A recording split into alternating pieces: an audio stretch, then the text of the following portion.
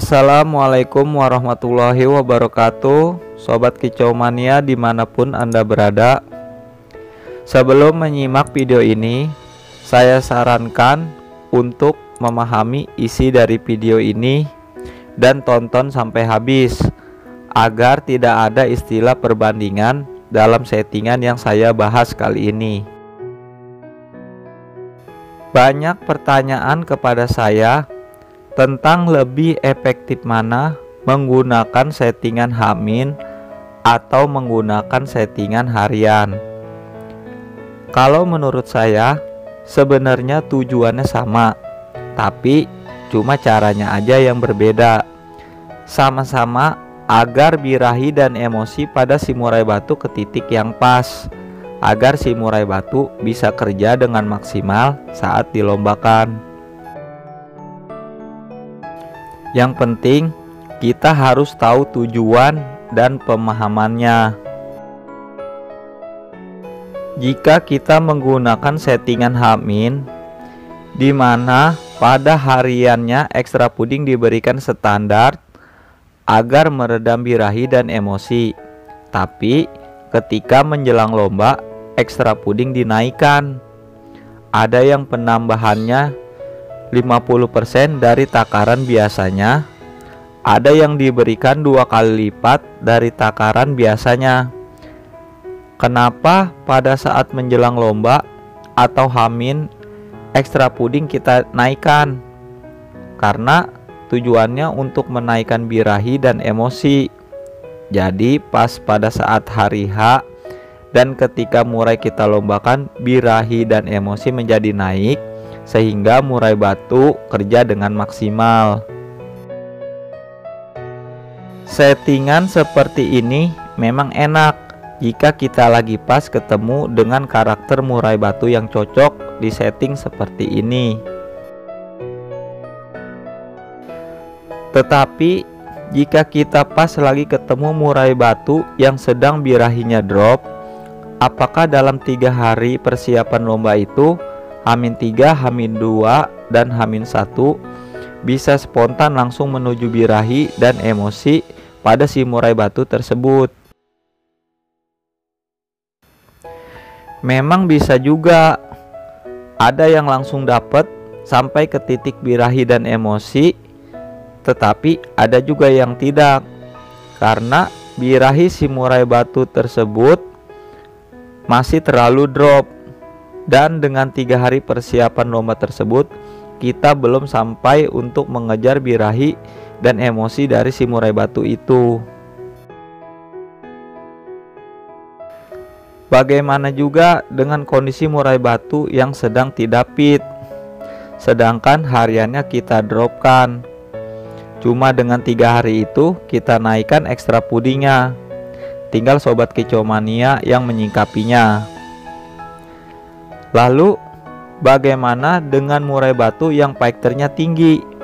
Misal dengan hariannya dia sudah pas ke titik birahi dan emosi, sedangkan di 3 hari itu kita genjot atau kita naikkan ekstra pudingnya menjadi 2 kali lipat. Maka yang terjadi akan ada kenaikan birahi dan emosi secara spontan. Alhasil murai batu menjadi nakal, galak. Karena kenapa? Karena untuk murai batu yang paikternya tinggi, dengan set harian yang sudah pas, lalu pas menjelang lomba kita naikkan ekstra pudingnya, maka akan naik pula birahi dan emosinya, sehingga ada istilah oper. Bisa juga oper birahi, oper emosi, dan bisa juga oper settingan. Pahami maksud perkataan saya ini. Memang kalau Sobat Kicau Mania sudah bisa langsung membaca karakter dan sudah bisa melihat dari tingkat birahi dan emosi murai batu yang Sobat Kicau Mania rawat, tidak masalah untuk menggunakan settingan seperti ini. Kenapa saya menyarankan Sobat Kicau Mania untuk menggunakan settingan harian atau tidak ada penambahan ekstra puding saat menjelang lomba atau yang disebut settingan H-. Karena Sobat Kicau Mania nanti akan lebih mudah untuk melihat birahi dan emosi pada si murai batu yang Sobat Kicau Mania rawat. Dan Sobat Kicau Mania akan lebih mudah untuk menaik turunkan takaran ekstra pudingnya, serta lebih mudah untuk mengontrol birahi dan emosinya. Pahami maksud saya ini. Dalam settingan harian ini, kenapa saya sering bilang kita naikkan dulu ekstra pudingnya?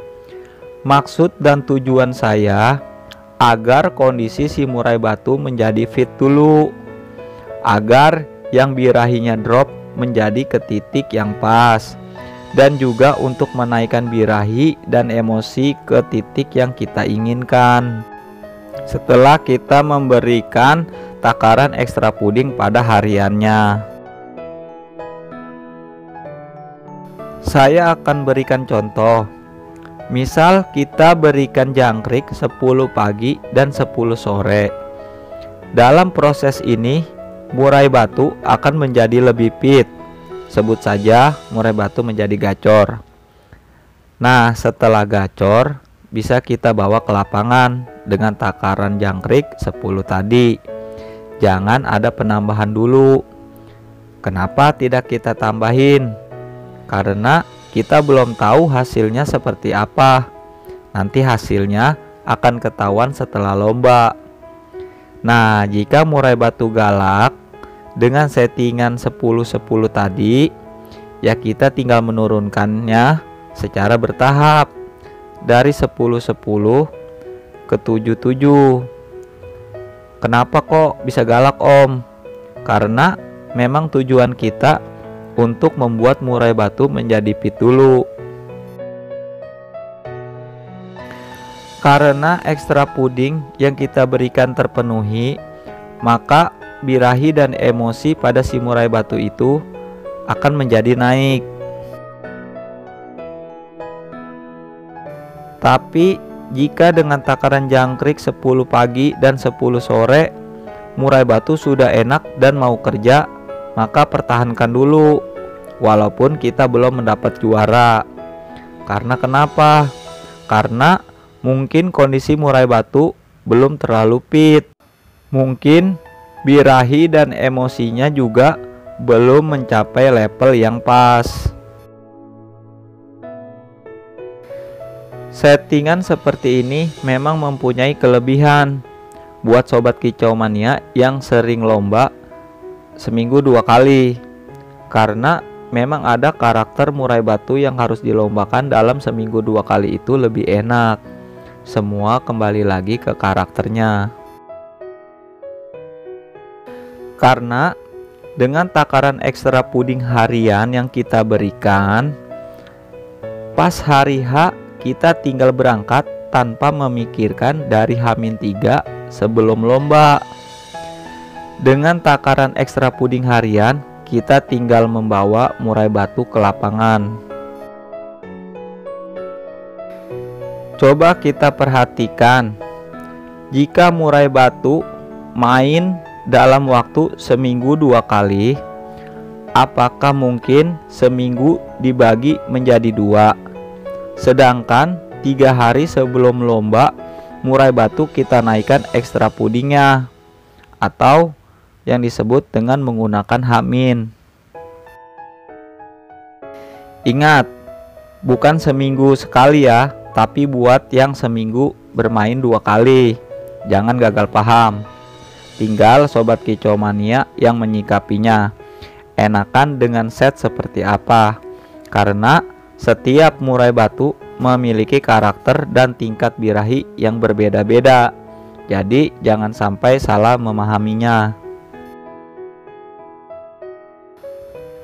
Ada juga pertanyaan, burung saya sudah juara dengan takaran jangkrik 10-10, apakah aman buat kedepannya? Selama burung masih mau kerja enak, ya pakai settingan seperti itu.